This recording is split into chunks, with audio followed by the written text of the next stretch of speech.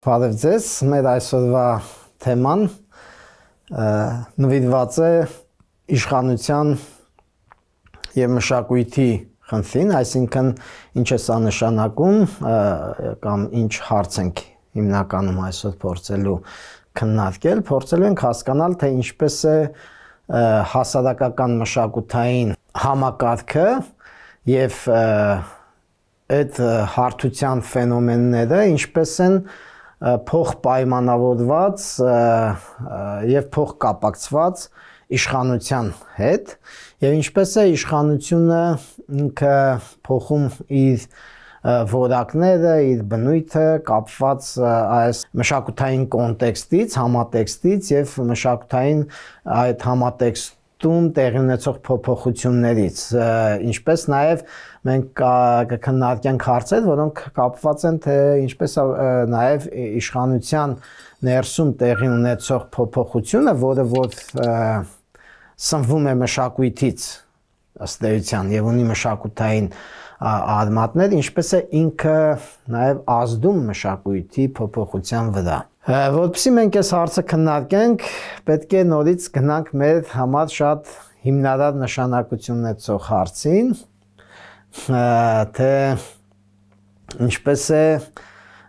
շատ այդպես խորքային առումով բնութագրվում իշխանությունը և ըստ էության ով է իշխանության կրողը։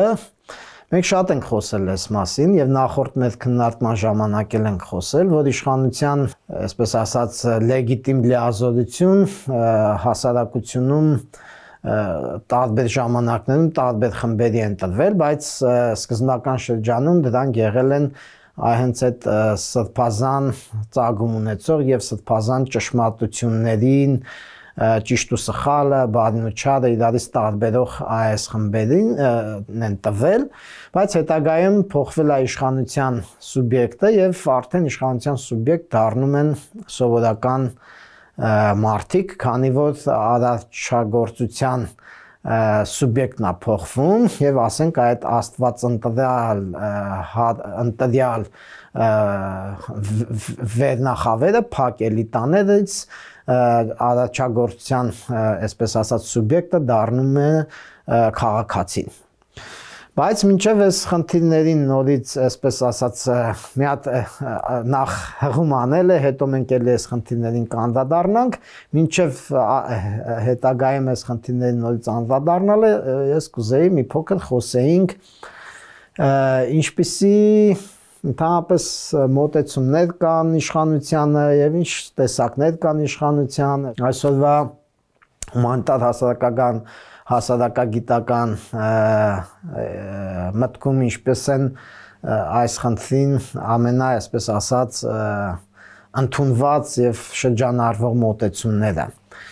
Ես կցանկանայի խոսել մի քանի տիպերի մասին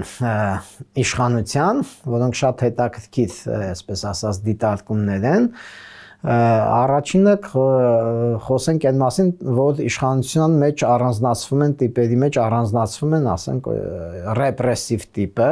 դա կարելի ասել ծագումնաբանորեն ամենահին տիպն է, այսինքն հարկադրական, եթե հայերեն փորձենք այս տերմինը թարգմանել, հարկադիր ու այդ ենթակայական տիպն է, որով որ իշխանությունը հարկադրաբար է ռեալիզացվում, իրականացվում և այդ ժամանակ իշխանություն իրականացնելու համար նաև կիրառվում են հարկադրանքի տարբեր մեխանիզմներ և առաջին հերթին դա այն ինստիտուտներն են, որոնք որ ստիպում են մարդուն անել այն, ինչ որ ցանկանում է իշխանություն կրողը։ Այս առումով տեղին կլինի նաև հիշատակել իշխանության մի շատ այդպես էլի հայտնի և տարածված ձևակերպում, համաձայն որի իշխանությունը դա այնն է, ինչը թույլ է տալիս մի դերակատարին, այսինքն մի մարդուն կամ մի խմբին ստիպել ուրիշի գործողությունները կազմակերպել այնպիսին, ինչպիսին որ ինքը ցանկանում է, այսինքն հասարակության մյուս խմբերի կամ մյուս անհատների գործունեությունը ծառայեցնել մեկ անհատի կամ մի խմբի նախընտրած գործունեության, հա, կամ ասենք իշխանությունը դա կարողություն է բեկելու ուրիշների գործողությունը, այսինքն ամեն ինչ մենք այսպես տեսնում ենք, որ այստեղ այդ բանա կառավարելու խնդիրն է, կազմակերպելու խնդիրի հետ գործ ունենք, բայց կառավարելու եւ կազմակերպելու տարբեր սկզբունքներ են գործում եւ ռեպրեսիվ իշխանությունը, հատկացական իշխանությունը ըստ էության գործում է ոչ այդքան մարդկանց, այսպես ասած, համակրանքի կամ ասենք ապրումակցման մեխանիզմներով, այլ ենթակայության հարկադրանքի մեխանիզմներով։ Ավելի զարգացած տիպերում հասարակության կամ մշակույթների եւ քաղաքական համակարգերի մենք կարելի է հանդիպել իշխանության մեկ այլ տիպի, որը որ շատ տարածված եւ հետաքրքիր մի անվանում կա, որը որ ընդունված է անվանել իշխանության նորմալիզացնող տիպ։ Ինչա նշանակում նորմալիզացնող տիպ, այստեղ արդեն ոչ թե հարկադրանքի բռնի ուժի մեխանիզմներ են կիրառվում մյուսներին իշխանություն կրողի ցանկությանը, նախընտրությանը ենթարկեցնելու մյուսների գործողությունները, այլ շատ ավելի արդեն փափուկ միջոցներն են այստեղ օգտագործվում, փափուկ միջոց ասելով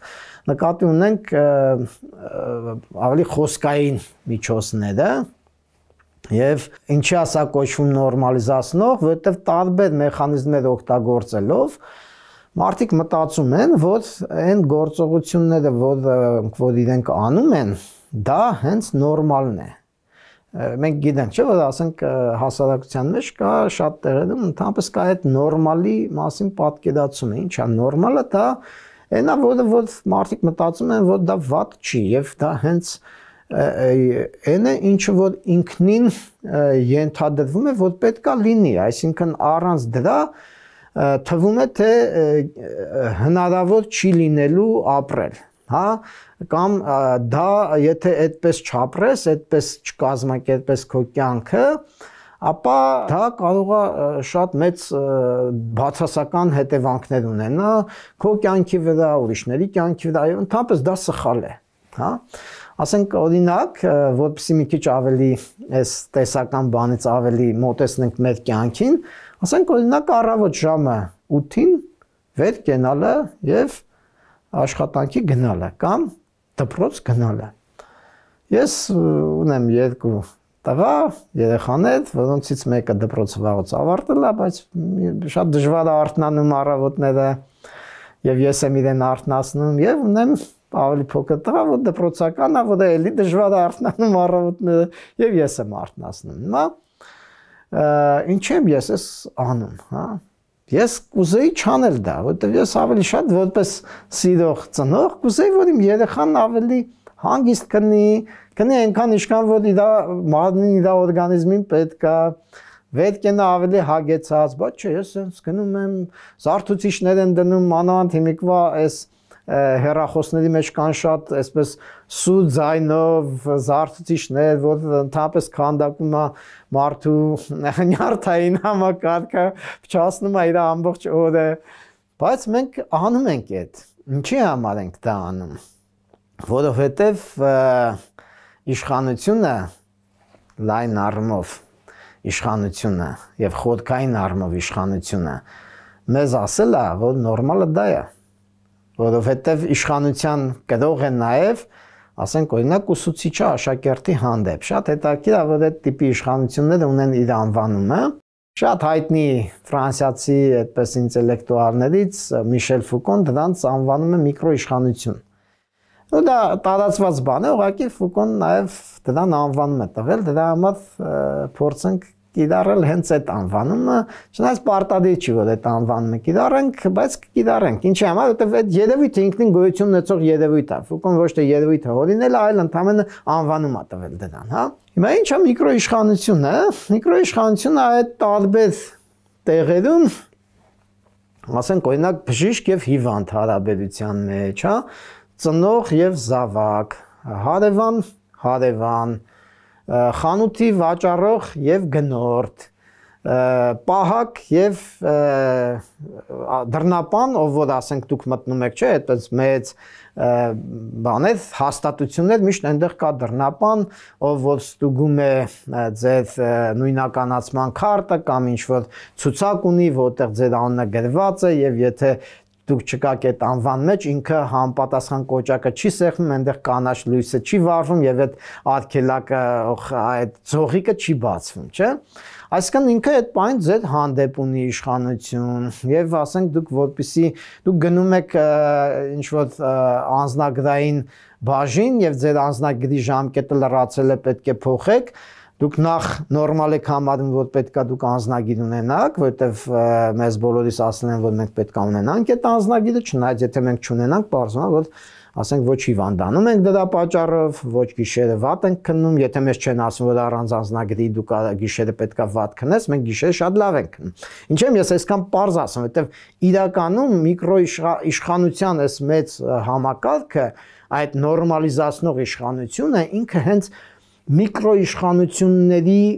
մեջ է թաքնված, այս փոքր ու այդ տեսանկյունից, երբ որ մենք նայում ենք մեր կյանքին, ապա այս կարելի ասել, որ իշխանությունը տարածված է ամենուր, ինքը սենց սփռված է մեր կյանքում, ամեն տեղ, հա, ասենք բանում, փողոցում, կանգառներում, ավտոբուսների մեջ, միկրոավտոբուսների մեջ, տաքսիների մեջ, նստում ես տաքսի, մանավանդ մեր հայ տաքսիստները, ինքը ասենք մի անգամից դու զգում ես իր իշխանությունը քո հանդեպ, չնայած մի ուրիշ իրավիճակում դու ունես իշխանություն իր հանդեպ, բայց եթե դու հանկարծ քո կարգավիճակը տաքսիստին ասում ես, մեկ էլ կարող է փոխվի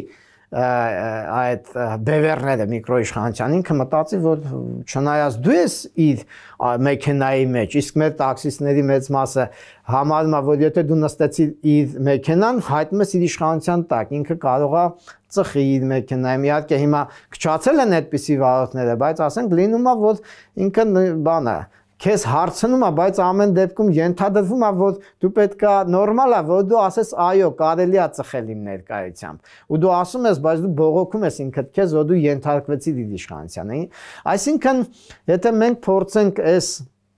օրինակների, որոնք որ հենց իշխանության օրինակներ են, միկրոիշխանությունների օրինակներ են, ընդհանրացնենք, ապա կարելի ասել, որ նորմալիզացված իշխանությունը դա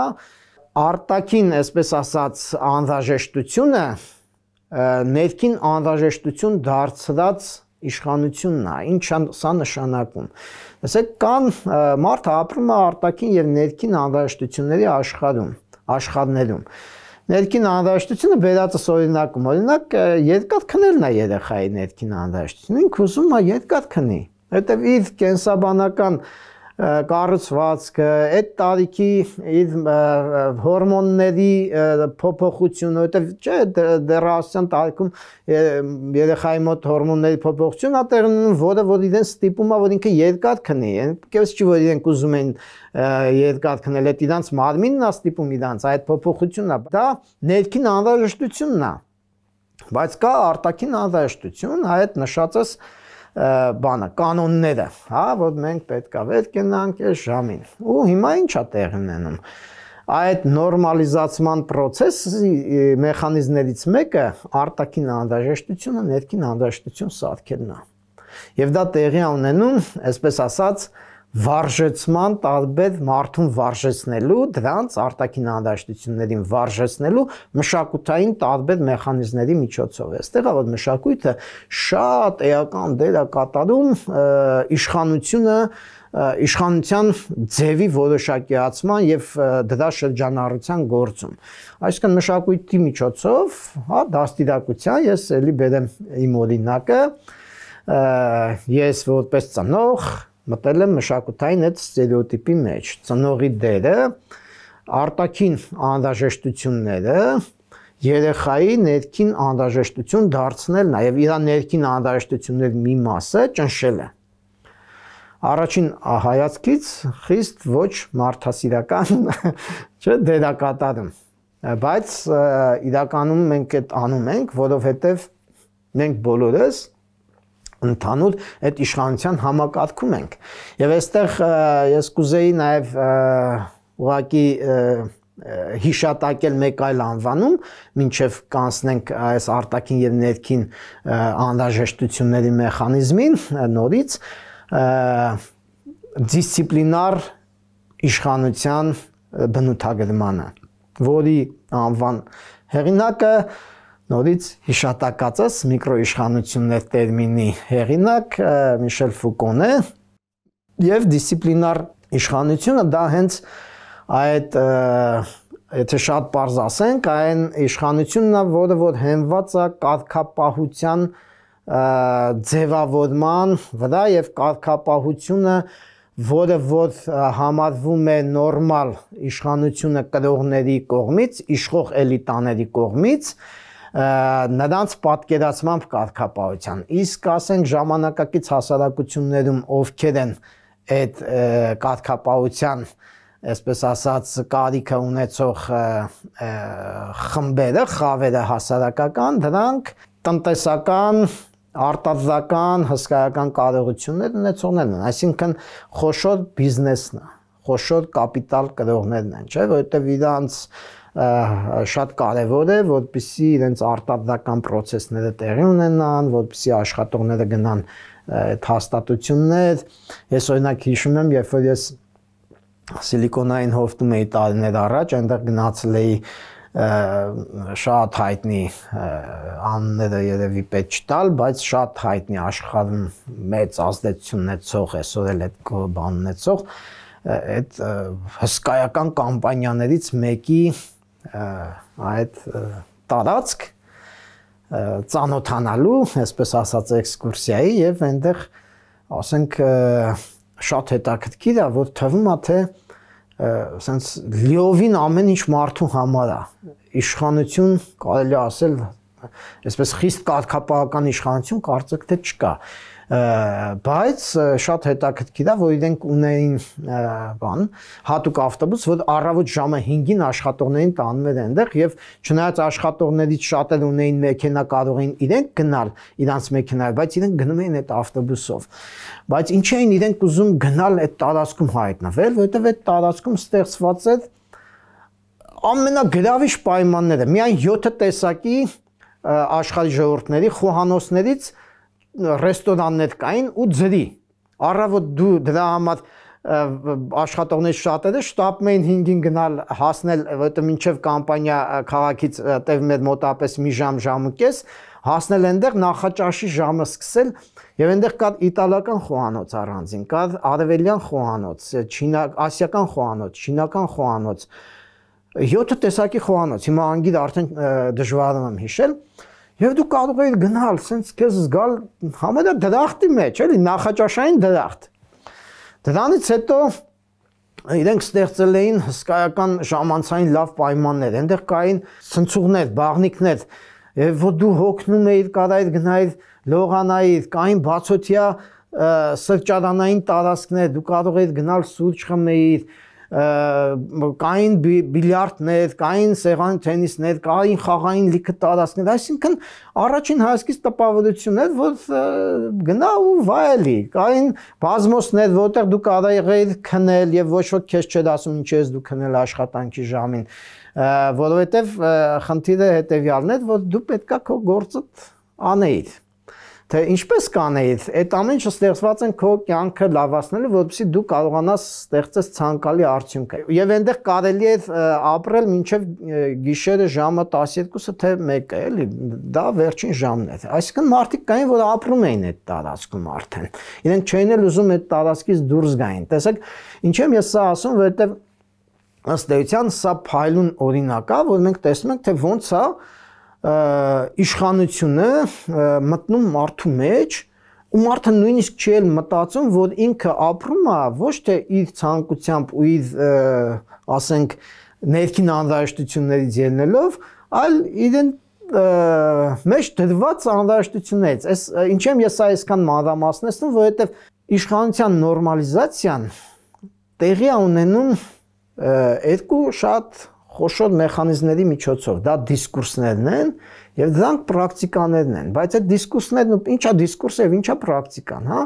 շատ པարզ է թե ասենք, դիսկուրսը դա այն մտքերն ու գաղափարներն են, որոնք որ համարվում են ճիշտ, ապրելու համար ճիշտ մտքերը, գաղափարները, իդեաները, հա, ասենք, եւ այդ դրանց շրջանառող մեխանիզմներն էլ կոչվում են դիսկուրսի պրակտիկաներ, ձևերը, այսինքն ոնց է խոսքը փոխանակվում, ինչը ճիշտ է, ինչը սխալ է, հա։ Իսկ պրակտիկաները դրանք ոնց որ ասած գործողություններն են, որոնցով որ մարդը ապրում է, բայց դրանք ինչ որ առումով ոչ թե ավանդույթի աստիճանի, այսպես կարծրատիպացված գործողություններ են, այլ առօրյա կյանքում ընդունված ինչ որ գործողություններ են, որոնք որ մարդը հաճախ անում է, չմտածելով, որ այդ ինքը ոչ թե իր գործողությունն, այլ իրան տրված գործողությունն է, հա, ասենք օրինակ ինչ եմ ես սա ասում, որովհետև տեսեք, այդ նշածս կամպանիան, բիզնես կազմակերպությունը, խոշոր, մեգա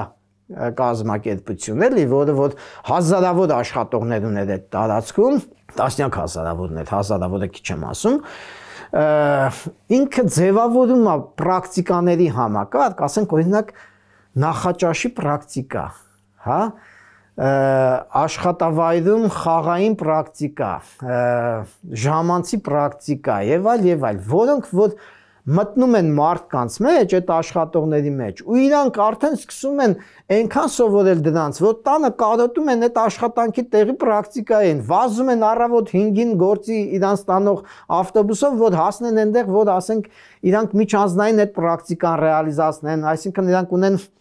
խոսակի ինչ-որ մոդելներ, իրանք անպայման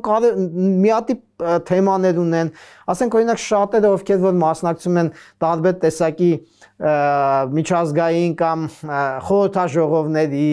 գիտաժողովների, workshop-երի, աշխատաժողովների եւ այլն, իրանք գիտեն, որ այնտեղ, այսպես ասած, բանը, պարտադիր պրակտիկաներ կան, չէ՞, մարդիկ հանդիպում են, ասենք օրինակ ոչ ոք չի ասում մյուսին դու ասենք ում ես սիրահարված կամ ասենք ինչ տիպի բանը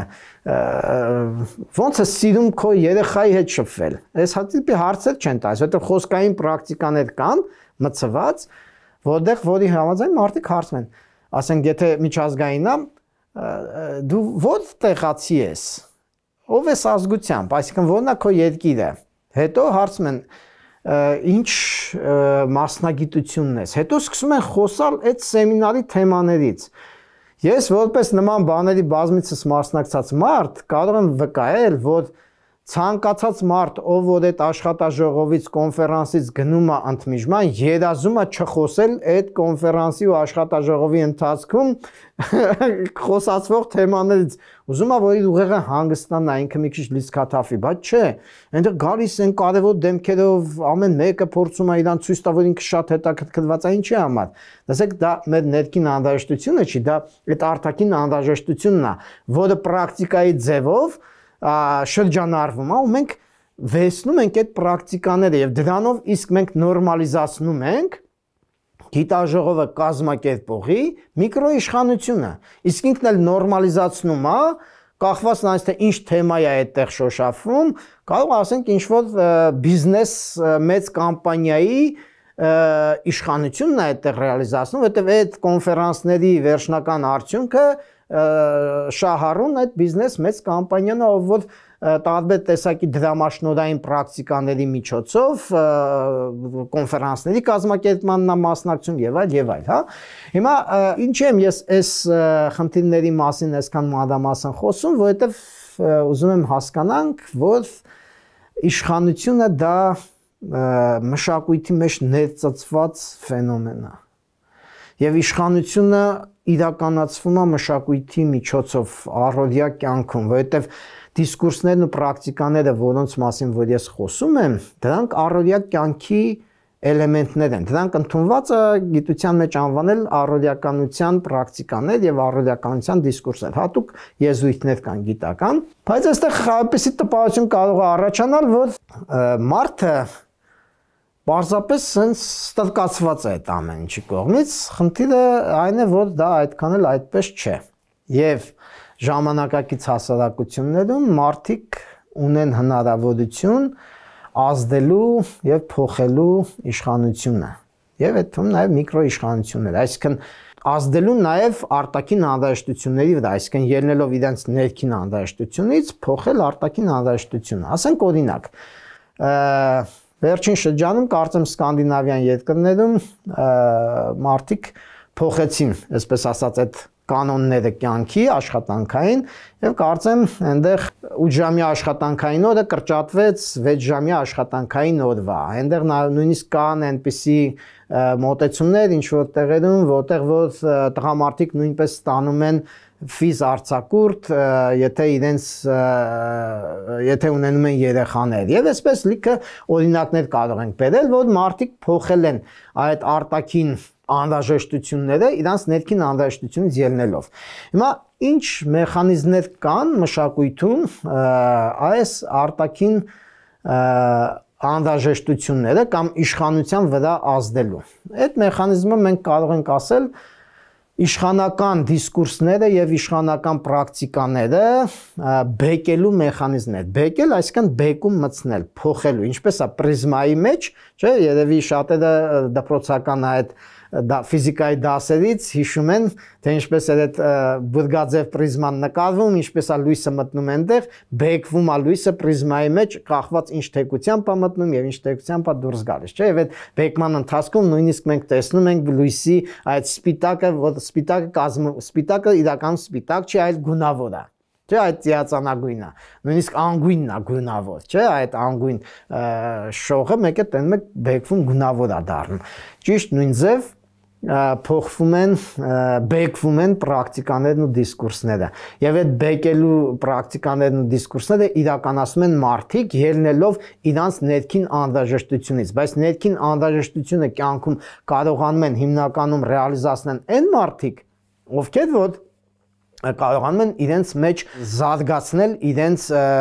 անհատականությունը, այսինքն իրենք կարողանում են հենց ոչ թե խեղդել իրենց ներքին անհրաժեշտությունը այդ նորմալիզացնող իշխանության ճնշման տակ, այլ իրենք կարողանում են նաև ծնողների օգնությամբ, նաև դաստիարակության մեխանիզմների փոփոխության օգնությամբ, որոնք որ տարբեր մշակույթներում ի դեպ տարբեր են, իրենց մեջ ազատել այդ նորմալիզացված անհատին։ Ասենք օրինակ կախված մշակույթներից անհատների տարբեր ձև է այստեղ ունենում, հա, ասենք մշակույթներ կան, որ շատ ուժեղ է հենց դաստիարակության process-ում իրանց այդ նորմալիզացնող հատկություն։ Մշակույթներ կան, դրանք ալի թույլ են։ Շատ հետաքրքիր է, որ այդպիսի մի բան կա, գիտնական կա, մշակույթի ուսումնասիրող, խոսքը Գիրտ Հոֆստեդեի մասին է, ինքը շատ հետաքրքիր չափումներ է առանձնացրել մշակույթի համար, ասենք այդ չափումներից մեկը կոչվում է իշխանությունից դիստանցավորվածության չափում, մյուսը դա անհատականություն ու կոլեկտիվիզմի հարաբերակցության չափումն է, մյուսը կին տղամարդ, այսինքն մասկուլինության ինդեքսն է, չափումն է, ինչքան է տվյալ մշակույթը ավելի տղամարդկային եւ ինչքան է, այսինքն ինչքանով է տղամարդու խոսքը համարվում ճիշտ եւ ինչքանով նաեւ կանայք կարող են մասնակցել այդ դիսկուրսների պրակտիկաների փոփոխության, այսինքն տղա եւ աղջիկ երեխաների դաստիարակության ձևերն է այստեղ նաեւ փոխվում կախված այդ ինդեքսից։ Կա մի շատ էլի հետաքրքիր ինդեքս, որը կոչվում է անորոշության ինդեքս։ Անորոշության ինդեքսը դա այն է, թե ինչքանով է տվյալ մշակույթում անորոշությունը համարվում մարդու համար կոմֆորտային, ընդունելի։ Ինչ նկատնեմ, տեսեք, շատ մշակույթներ կան, որ անորոշությունը համարում են վատ բան։ Դրա համար մարդը ավելի լավ է ապրի ավանդույթով, որովհետև անորոշության ինդեքսը եթե բարձր է, նորութայնության աստիճան տվյալ մշակույթում բարձր է, բայց կան մշակույթներ, որտեղ մարդիկ ընդհակառակը ուզում են անընդհատ այդ ձգտում են դեպի անորոշություն, բացահայտել անորոշությունը, եւ այդ մշակույթները ավելի նորութային են։ Այդտեղ դաստիարակության մեխանիզմը փոխվում է, ասենք երեխային համար ավելի շատ ոչ թե ծնողը ասում է Էս չի կարելի, էս չի կարելի, էս չի կարելի, իսկ էս կարելի է, էս կարելի է, էս կարելի է, այլ երեխային թողում է այսպես ազատ։ Այստեղից շատ հետաքրքիր որ այս տիպը բնորոշելու համար օգտագործող այս ինդեքսը, չափումը փոխկապակցված է մյուս չափմանը, որը որ Հովստեդն անվանել է կարելիության ինդեքս։ Ինչա կարելիության ինդեքսը, կարելիության ինդեքսը դա չի կարելիների ու կարելիների հարաբերակցությունն է մշակույթում։ Այսինքն կան մշակույթներ, որոնք համարյա թե ամբողջությամբ չի կարելիներից են կազմված։ Այսինքն ինքը տաբուացնելու, արգելելու դրանք ավելի շատ հենց այդ ռեպրեսիվ իշխանություն տիպով բնութագրվող մեխանիզմներն են, որոնք որ ավելի շատ օգտագործում են հենց ռեպրեսիվ մեխանիզմներ, որպեսզի մարդու մեջ այդ բանը արտաքին անհրաժեշտությունը խորացնեն, հա, ու սպանեն ընդհանրապես ներքին անհրաժեշտության ձգտումը։ Դա նաև շատ հետաքրքիր է, որ մշակույթները իրենց մեջ ունեն նաև մի շարք այլ բազային մեխանիզմներ, ասենք օրինակ շատ հաճախ մշակույթի ներսում դա գործում է ամոթի ինստիտուտի կամ ասենք մեղավորության ինստիտուտի, մեղքի ինստիտուտի։ Ասենք այդպիսի մշակույթներ կան, որ նույնիսկ կոչվում են ամոթի մշակույթ։ Ասենք օրինակ ճապոնական մշակույթը, երբ որ Ռութ Բենեդիկտը, որին ես հիշատակել եմ նախորդ բանախոսություններում, մշակութային մարդաբան էր, երբ որ ինքը ուսումնասիրում էր ճապոնական մշակույթը, պարզվեց, որ ամոթի մշակույթը այնտեղ շատ է։ Մեր մոտ էլ ամոթի մշակույթը շատ ուժեղ է, երբ որ մենք հատկապես տարիքով տատիկներ, պապիկները կամ միջինից բարձր այս ծնողները փորձում են իրանց երեխաներին դաստիարակել, նաև երիտասարդ ծնողների մեջ էլ է շատ հանդիպում։ Իրանք իրանց երեխային ասում են չի կարելի նախ, երկրորդ ասում են ամոթ է։ Եվ երրորդը կա նաև այդ մեղքի զգացումը, որ մարդը եթե մի բան անում է, հատկապես եթե դա վերաբերվում է հենց այդ ներքին անհրաժեշտությունը արտաքին անհրաժեշտություն իշխանությունից դուրս գործածելը, չէ, ասենք երեխան ազատ մի բան է անում, մեկ էլ իրան մեղավորության այդ բանն են դնում, կնիքը, ու ինքը հետո սկսում է հասկանալ, որ եթե ինքը անի, ինքը մեղավոր կլինի իր ծնողի հանդեպ, իր պապիկների, իր հարևանության, իր հասարակության, իր մշակույթի հանդեպ, հա։ Եվ այս մեխանիզմները աստիճանաբար ձևավորում են այդ հարաբերակցությունը նշածս ինդեքսների կարելիության, չկարելիության, անորոշության եւ անորոշության մեծ ինդեքս, մեծ չափաբաժին եւ ավելի թույլ չափաբաժին եւ այսպես շարունակ, հա։ Մինչեւ ամփոփելը կուզեի մի կարևոր երևույթի մասին էլ խոսել, իշխանության տիպը բնութագրող եւ իշխանության տիպը պայմանավորող մշակույթում, դա մասնավորի եւ հանրայինի փոխհարաբերակցության խնդիրն է տվյալ մշակույթում։ Ասեմ, որ մասնավորը անգլերենով private, այսինքն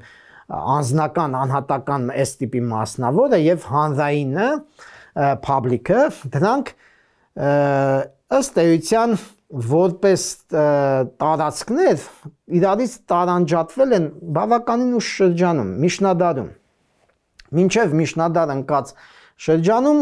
կարելի ասել, որ մասնավորը համարյա տեղ չի ունեցել մարդկանց կյանքում։ Միայն եղել է այդ հանրայինը, հանրայինն էլ եղել է ենթարկեցված այդ գերիշխանի, այսինքն ազնվականի, թագավորի, իշխանի իշխանությանը։ Ամբողջ հանրայինը ծառայել է հենց նրա իշխանությանը, հա, հանրայինը հենց այդպես է կառուցված եղել, դրա համար հանրայինին մեծ դեր են տվել։ Բայց շատ հետաքրքիր է, որ հենց այս անհատականի, մասնավորի տարանջատումը հանրայինից, խմբայինից տեղի է ունենում նորից այդ պրակտիկաների փոփոխության, այսինքն առօրյա կյանքում է տեղի ունենում, եւ դրա նկարագրությունը եւ այդ process-ը շատ փայլուն կերպով տրվել է մեկ այլ հայտնի հետազոտող հասարակական հումանիտար ոլորտի Նորբերտ Էլիասի քաղաքակրթության ընթացքը աշխատության մեջ։ Այնտեղ ինքը նկարագրում է, թե ինչպես է տեղի ունեն պրակտիկաների, առօրյա կյանքի պրակտիկաների փոփոխությունը փոխում է քաղաքակրթության ընթացքը, այսինքն հենց այդ մասնավորը ինչպես է ծնվում հանկարծ հանրայինի մեջ։ Եվ այս առումով ինքը նկարագրում է ասենք օրինակ սնունդի պրակտիկան եւ խնջույքի պրակտիկան միջնադարյան եվրոպական հասարակություններում պարզվում է, որ ընդհանրապես բանը մինչ արդիական հասարակություններում մենք շատ տեսնում ենք, որ մարդիկ երբ որ սնվում են, իրենք սնվում են խմբային եղանակով։ Այսինքն այդ մեր մոդելը բավականին տարածված եղել, հետո է փոխվել, բայց օրինակ խորհրդային շրջանի ժողովուրդներից ես հիշում եմ, որ ես ասենք գնացել էի Միջին Ասիա, այնտեղ ինձ շատ զարմացրեց այդ ընդհանուր մեծ սինիով փլավը դնելը եւ այդ ձեռով ուտելը։ Ես մեկ էլ հանկարծ դա հիշեցի ու նմանեցրեցի մեր խաշը ուտելուն ձեռքով, բայց խաշը մենք ուտում ենք մեր առանձին ափսեներից, իսկ այնտեղ չկա այդ ափսեի գաղափարը։ Բայց հետաքրքիր Էլիասը բերում է այդ որ միջնադարյան Եվրոպայում ազնվականական այդ ասպետական միջավայրերում խնջույքների ժամանակ ըստ էության նույն բանն է տեղ ունեցել։ Չի եղել մասնավոր ափսե եւ մասնավոր դանակ պատարակախ։ Իրանք գնացել են այդ խնջույքին, մեծ կտորներով միսը խորովել են, դրել են այդտենց սեղաններին, իշխանների դրանց կողքի դաշույնները, հանել են, ձեռքով բռնել են մի լավ կտոր, կտրել են ու սկսել են ուտել։ Այդ յուղերը թափվել է, կեղտոտվել է, այսինքն հետո կերել են, ձեռով էլի մտել են ընդհանուր սննդի մեջ, մի բան, որ այսօրվա Եվրոպայի համար կարող է թվալ բան է, չէ՞, ասենք աներևակայելի մի բան։ Բայց պարզվում է, որ այդպես են մարդիկ ապրել, այսինքն ուտելու պրակտիկան եղել է կոլեկտիվ, եղել է հանրային։ Բայց երբ սկսում է փոփոխություն տեղնալ, ինչ որ մի պահի որոշում են, որ պետք է փոխել պրակտիկան ազնվականական այդ տարածքում եւ ամեն մեկին իր ափսեն են հատկացնում եւ ամեն մեկին իր դանակ պատարակախն են տալիս, հա։ Եվ Էլիասը շատ հետաքրքիր վերլուծության միջոցով, ես հիմա շատ կարճ եմ ասում, բայց իր գրքում շատ հետաքրքիր են այս պրակտիկաները նկարագրած, ցույց է տալիս, թե ինչպես այս խնջույքի պրակտիկայում այդ բաղադրիչը մտցնելը առաջացնում է անհատականի մասնավորի ու հանրայինի սահմանի գաղափարը։ Ու հետո ոնց աստիճանաբար այդ մշակույթներում սկսում են ձևավորվել նոր պրակտիկաներ, որոնք որ ձևավորում են այդ անհատական տարածքի գաղափարը, անձնական տարածքի գաղափարը, սահմանների գաղափարը միջանձնային հարաբերություններում եւ դրան նվիրված տարբեր պրակտիկաներ, ինչպես է գնալով փոխվում, մեկ էլ տեսնում եք սա բերում է հենց իշխանության բնույթի փոփոխության եւ իշխանությունը եթե նախկինում դա այդ խմբակային երևույթ էր, որտեղ որ անհատը ձուլվում էր այդ ու վերանում էր ըստ էության անհատը խմբի անդամ է դառնում եւ անհատին ընկալում էին միայն որպես խմբի անդամ եւ իր հանդեպ իրացնում էին իշխանություն որպես այդ խմբի անդամ, այսինքն այնտեղ կարևոր չէ դու որպես ստրուկ ասենք, չգիտեմ, բանն ես, Պողոսն ես, թե Պետրոսը, հա, այսինքն ինչա քո անունը դու ով ես որպես անհատ, դու ստրուկ ես, ու ստրկատերը քեզ վերաբերում է որպես ստրուկ, այսինքն այդ խմբի անդամ, որովհետև այդ լայն հանրության մեջ էտա բան, հա, չի տեղի ունեցել այդ անհատականության փոփոխությունը, բայց շատ հետաքրքիր է, որ հենց մշակույթում այս պրակտիկաների փոփոխությունը ինքը բերում է այդ նշածս նորմալիզացված կամ նորմալ համարվող կամ ռեպրեսիվ համարվող այս իշխանության տիպերում աստիճանաբար անհատի այդ ներքին անհրաժեշտության իրացման խնդրի ակտուալացմանը եւ ինչպես է այս խնդրի ակտուալացումը բերում նրան որ անհատը աստիճանաբար վերածվում իշխանության սուբյեկտի իշխանության օբյեկտից Եվ որպեսզի ինքը վերածվի իշխանության սուբյեկտի, այստեղ մի մեխանիզմ էլ է գործում, ես գիտեմ, որ մեր ժամանակը շատ սահմանափակ է, շատ կարճ այս մասին կխոսեմ, հետո մենք մեր հետագա բանախոսությունում կփորձենք բացել։ Գործում է 3 հիմնական մեխանիզմ։ Միջազգային տերմիններով ասեմ, դա անտիպաթիան է, հակակրանքը, դա սիմպաթիան է, համակրանքը եւ դա էմպաթիան է։ Երբ որ մարդը այդ իր ներքին անհրաժեշտությունը բան անում, փորձում է ռեալիզացնել, հա, եւ հարաբերվել իշխանության հետ։ Եթե գործում է անտիպաթիկ մեխանիզմը, Մարդը պարզապես իր ներքին անհրաժեշտությունը ամբողջությամբ հարմարվում է արտաքին անհրաժեշտությանը։ Երկրորդ մեխանիզմը սիմպաթիկ, այսինքն համակրանքը, ինքը էլի ներքին անհրաժեշտությունը ենթարկեցնում է արտաքին անհրաժեշտությանը, բայց նշածս այդ նորմալիզացման մեխանիզմի միջոցով, այսինքն ինքը լավ տնօրեն է, ինքը շատ բարի կազմակերպությունն է, մեր համար լիքը ուտելու խոհանոց, լավ տարբեր խոհանոցներ, ժամանցի խաղային տարածքներ ստեղծել, ես համակրում եմ իրան, դրա համար ես իմ ներքին անհրաժեշտությունը ամբողջովին ենթարկեցնում եմ այդ արտաքին անհրաժեշտությանը։ Բայց կա երրորդ մեխանիզմը, դա էմպաթիկն է, այսինքն ապրումակցումը, երբ որ